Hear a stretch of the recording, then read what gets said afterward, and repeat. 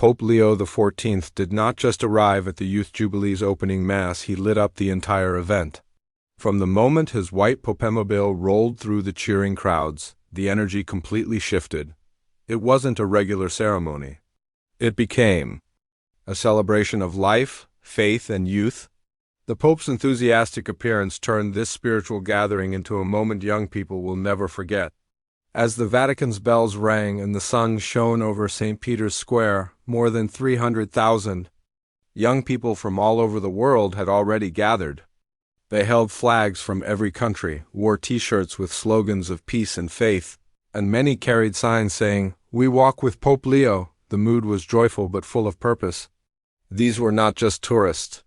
They were pilgrims with a deep hunger for meaning and hope in today's world. Then, just as the opening Mass was about to begin, all eyes turned to the center aisle. The choir began to sing louder, the camera flashes picked up, and cheers began to rise from every corner of the square. Pope Leo had arrived. But he didn't walk in slowly or formally like many expected. He smiled, waved with energy, and even made a heart with his hands toward the youth in the crowd. People were stunned because this wasn't the slow, formal pope some had imagined. This was a pope on fire with joy. Wearing simple white vestments and a cross made of olive wood from the Holy Land, Pope Leo walked straight to the altar, then turned around and smiled. He paused to look around the square for a moment, as if taking in every face, every voice. Then he raised both hands, and in a voice full of warmth, he said, "Welcome, my dear young friends. This is your home. This is your time," the crowd erupted. And just like that, the opening Mass became more than a religious service. It became a moment of history. As the Mass continued, Pope Leo's homily was nothing short of inspiring. He didn't use complicated words. He didn't preach with long, heavy sermons. Instead, he spoke directly to the young people as if he were one of them. He said, "You are not the future. You are the present. The Church needs your voices now, not tomorrow, not next year, but today.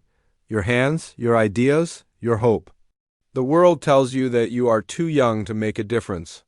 But the gospel tells us something else, that with faith the size of a mustard seed, you can move mountains." You could hear a pin drop. Even the people watching from screens far from the altar listened closely. Pope Leo's message wasn't about rules or fear. It was about courage, joy, and building a new world together. He didn't say, "Come and follow tradition."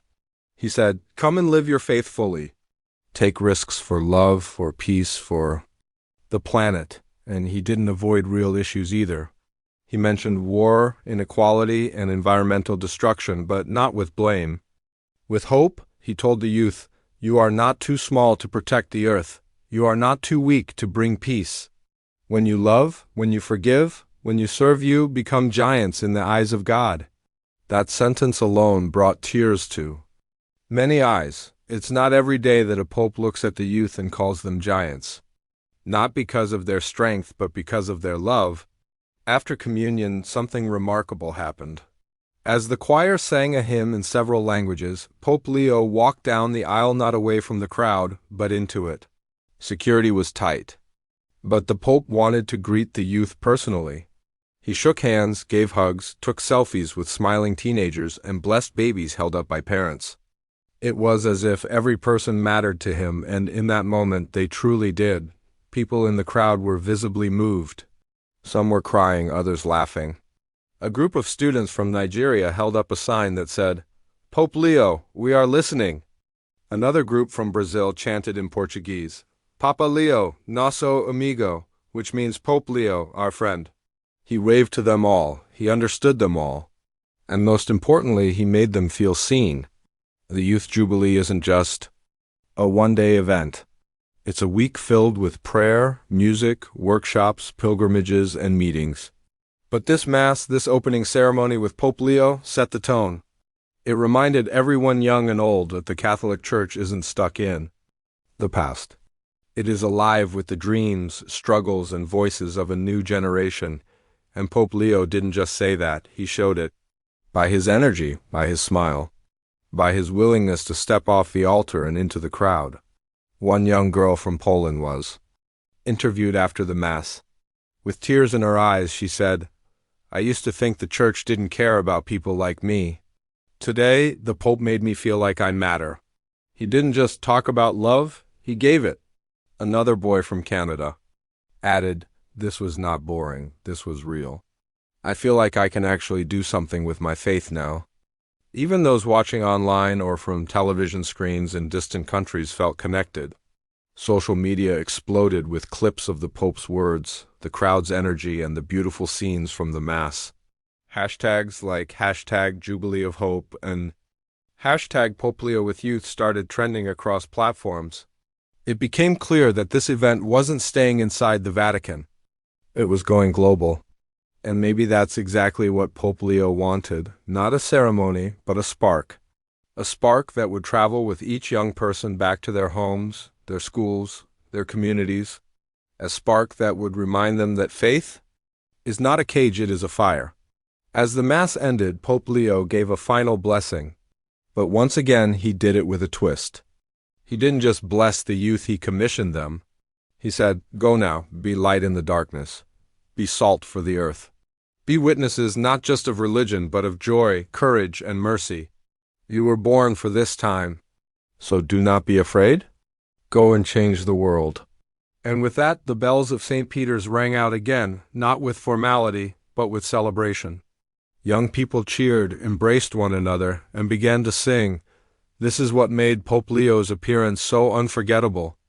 It wasn't just his presence, it was his passion, his belief in young people, his joy in sharing faith not as a burden but as a gift. This is a moment the Church will remember. A moment when the youth felt truly heard, truly empowered. And it all began with one enthusiastic pope who walked into a crowd and said, "This is your time." And maybe, just maybe, this is the beginning of something far bigger than anyone expected. Pope Leo XIV had already won hearts with his warm, energetic entrance at the Youth Jubilee's opening Mass. But what came next took everyone by surprise.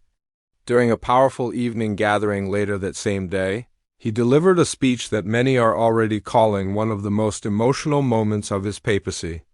This was not just a spiritual talk. It was a wake-up call for the world and a love letter to the youth of today. The event took place in a large open-air stage near the Vatican, with over 200,000 young people sitting on the ground under the stars. There were no grand decorations, no dramatic lights. Just candles, music, and people from every corner of the world listening, waiting. And then Pope Leo walked on stage with a single candle in his hand. The crowd went silent. He didn't open with a prayer or even a formal greeting. Instead, he held up the candle and said, "In a world that often feels dark, we need even the smallest lights. Tonight, I want to talk about your light." And from there, he spoke for nearly 30 minutes with such honesty, emotion, and love that people could hardly believe what they were hearing. He spoke about the deep loneliness so many young people feel even when surrounded by friends. He mentioned mental health, anxiety, and the pressure of perfection in the digital age. And in a rare move for a pope, he addressed the silence of the Church in the face of these struggles. "Forgive us," he said, "if we ever made you feel unheard.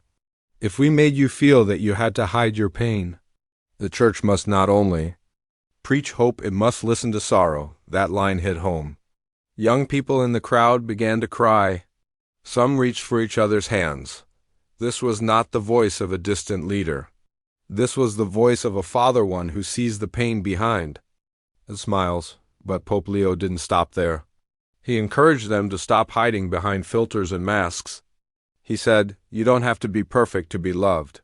You don't have to be successful to matter. In the eyes of God, your brokenness is not a weakness, it is a doorway to compassion." He told stories of young people he had met from Ukraine, Sudan, Colombia, and the Philippines. Refugees, orphans, survivors of violence who still smiled, still prayed, still helped others. He called them heroes, not because they had power, but because they kept loving in the face of fear. And then he turned to a topic no one expected. You have been born in a time of crisis. War is rising. The planet is crying. Families are breaking, but you are not here by accident. God chose you for this time, because He believes in you. Those words exploded across social media instantly. People began posting clips with captions like, "I've never felt so seen by the church," and "The Pope just told me I was chosen for this exact time in history." But what touched people most wasn't just what Pope Leo said, it was what he did. Halfway through the speech, he invited 10 young people, each from a different continent, to come up on stage and light candles from his. As each one stood beside him, he asked them a simple question: "What is your hope for the world?" Their answers were humble and raw. "I want peace in my village. I want my father to come home from war. I want to finish school and help girls in my country. I want to be a priest who listens." Each answer was followed by applause, but also by quiet reflection. These were not dreams of fame or fortune. These were dreams born from real life, real